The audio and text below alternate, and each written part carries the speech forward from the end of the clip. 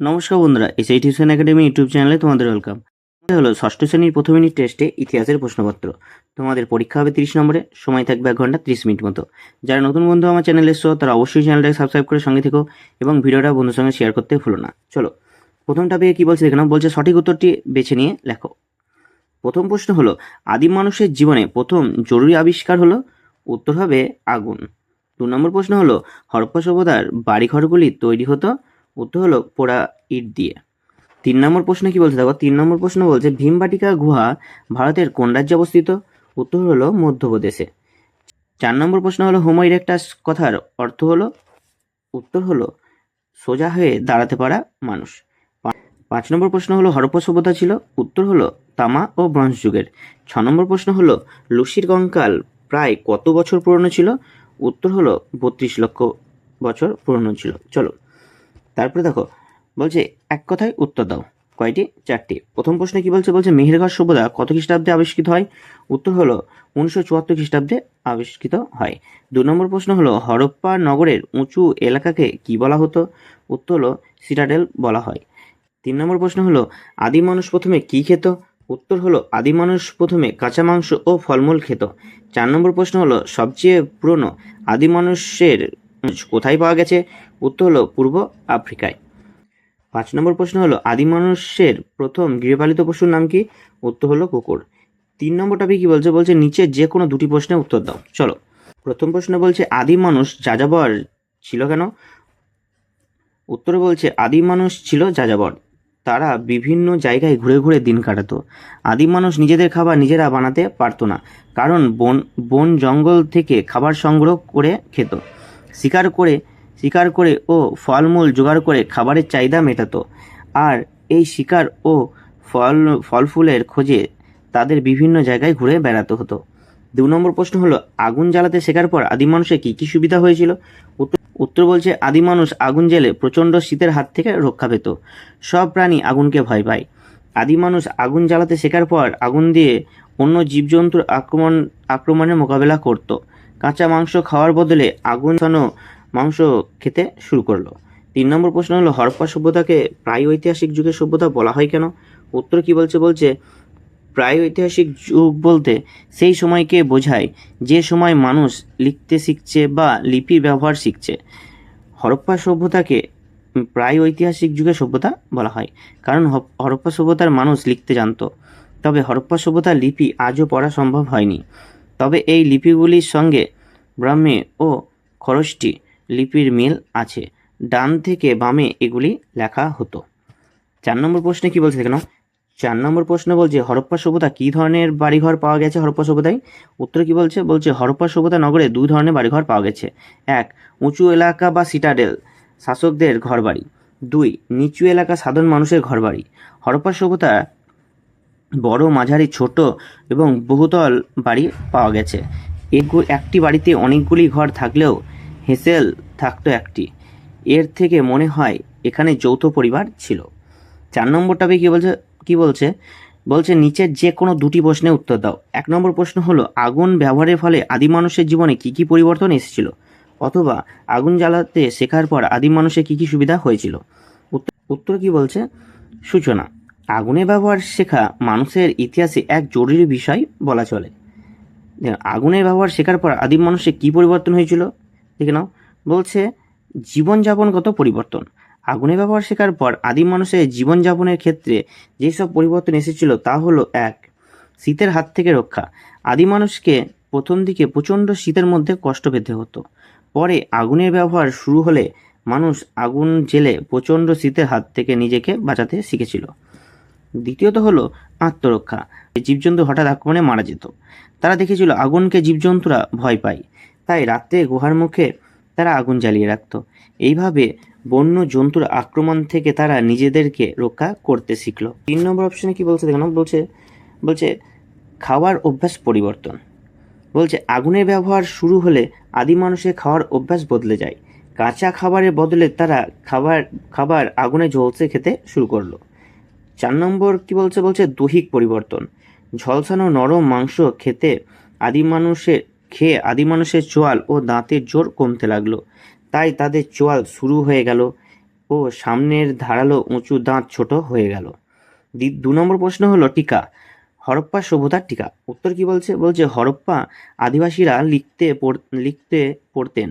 প্রত্নতাত্ত্বিক ও খনন কার্যের মাধ্যমে তাদের লিপি পাওয়া গেছে।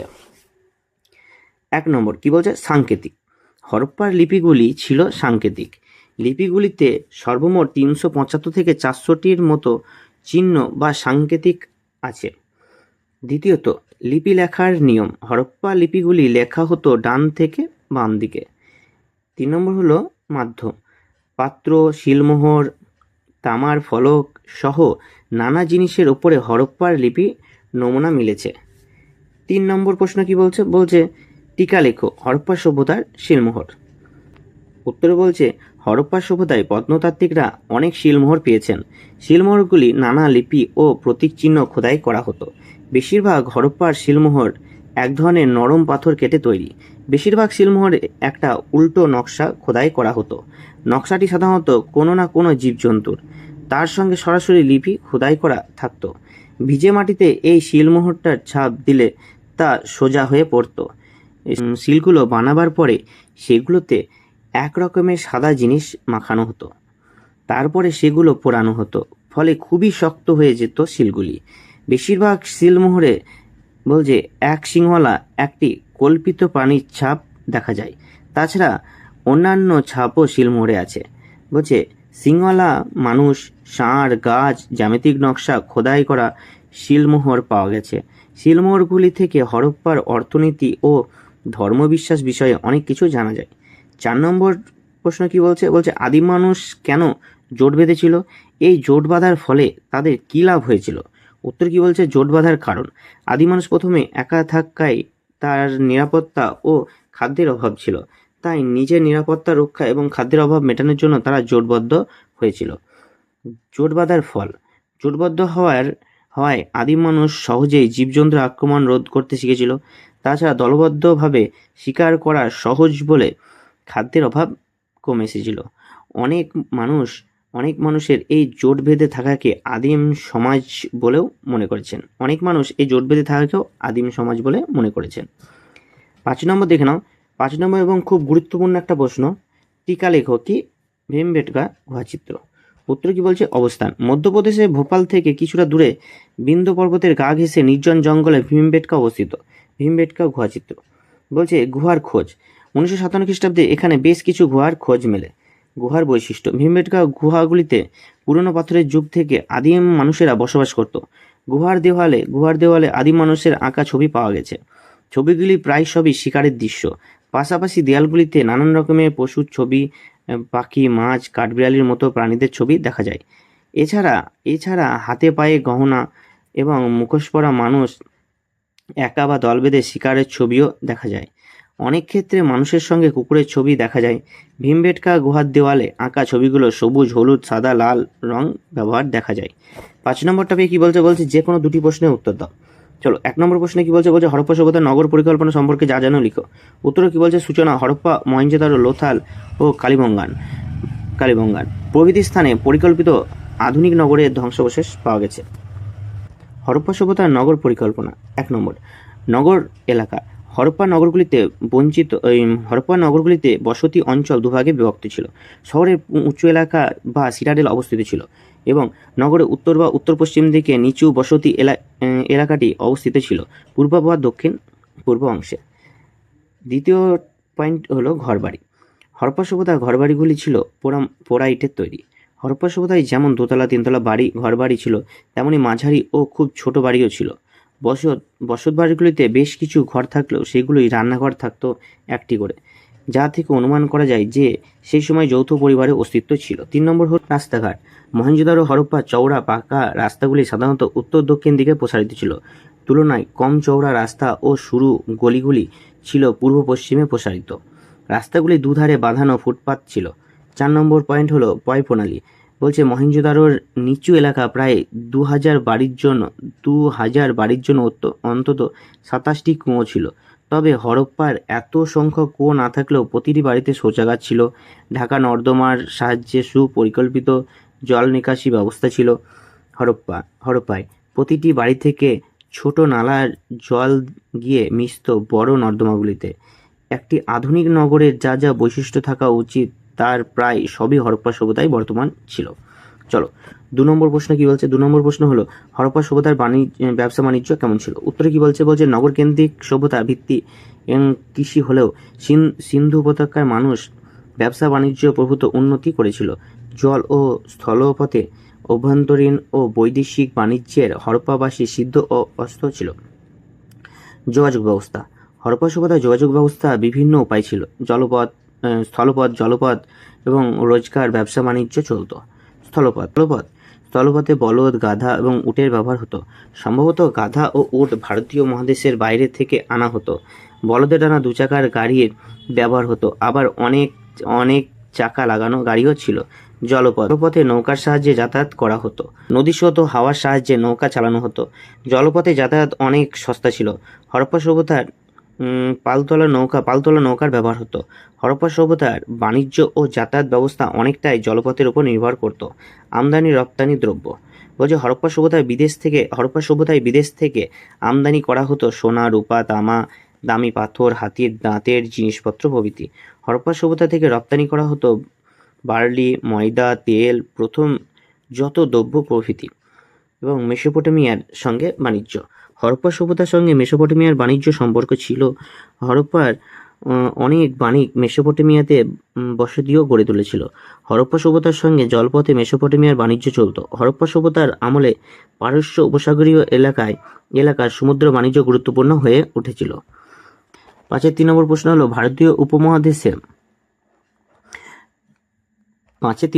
হলো ভারতীয় উপমহাদেশে পুরনো পাথরের যুগের মানুষের জীবনযাত্রা সম্পর্কে কি জানা যায়। উত্তর কি বলছে, ভারতীয় উপমহাদেশের বিভিন্ন এলাকায় প্রাচীন প্রস্তর যুগের বা পুরনো পাথর যুগের মানুষ ছড়িয়ে পড়েছিল। তার প্রমাণ পাওয়া গেছে কাশ্মীরের সোয়ান উপত্যকা, হিমাচল প্রদেশের শিবালিক পর্বত অঞ্চলে, কর্ণাটকের হলগি উপত্যকায়, রাজস্থানে দিদেওয়ানা, মহারাষ্ট্রের নেভাসা এবং মধ্যপ্রদেশের মমতা উপত্যকা প্রভৃতি অঞ্চলে। বলছে হাতিয়ারের ব্যবহার। পুরনো পাথরের যুগে মানুষের হাতিয়ারগুলি বেশিরভাগই ছিল হাতকুটার ও চপার জাতীয় হাতিয়ার। বেশিরভাগ হাতিয়ার ভারী নুড়ি পাথর দিয়ে তৈরি করা হতো। পরবর্তীকালে পাথরের হাতিয়ার তৈরির পদ্ধতির বদল হয়। হাতিয়ারগুলি ছোট, হালকা, ধারালো হয়। ফলে এই সময় ভারী নুড়ি পাথরের হাতিয়ারের ব্যবহার কমতে থাকে। বিভিন্ন পাথরের যুগের মাঝের পর্বে প্রধান হাতিয়ার ছিল ছুরি। এই ছুরি জাতীয় হাতিয়ার ব্যবহারে পুরনো পাথরের যুগ শেষ পর্যন্ত চলেছিল। খাবার জোগাড় করা। পুরনো পাথরের যুগে মানুষ নিজেদের খাবার নিজেরাই জোগাড় করতে পারত না। তারা বনে পশু শিকার করে ফলমূল জোগাড় করে খেত। তারা দল বেঁধে পশু শিকার করত ও সবাই মিলেমিশে খাবার ভাগ করে খেত। বাসস্থান। পুরনো পাথরের যুগে মানুষ কোনো এক জায়গায় পাকাপাকি বসতি গড়ে তোলেনি। কোনো সময়ে তারা প্রাকৃতিক গুহাতে থাকতো, আবার তা না পেলে খোলা আকাশের নিচেও দিন কাটাতো। ভিডিওটা কেমন লাগলো অবশ্যই কমেন্ট করে জানিও। কারো কোনো প্রশ্ন থাকলে অবশ্যই কমেন্ট করে দিও এবং ভিডিওটা বন্ধুর সঙ্গে শেয়ার করতে ভুলো না। চ্যানেলটা একটা সাবস্ক্রাইব করে সঙ্গে থেকো। দেখা হচ্ছে পরবর্তী ভিডিওতে। ধন্যবাদ।